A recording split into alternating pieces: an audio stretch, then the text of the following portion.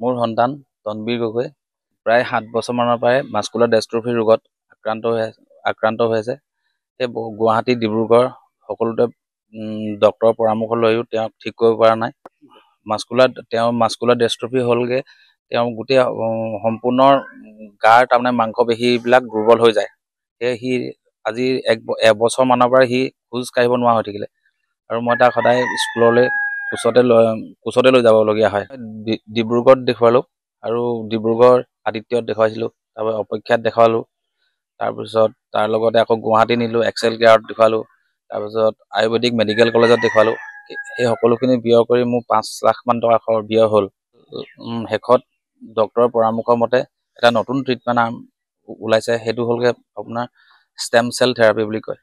সেইটোৰ কাৰণে প্ৰায় মোক 13-14 লাখমান টকাৰ প্ৰয়োজন হৈছে। সেয়ে মই সদৌ অসমবাসীলে লগতে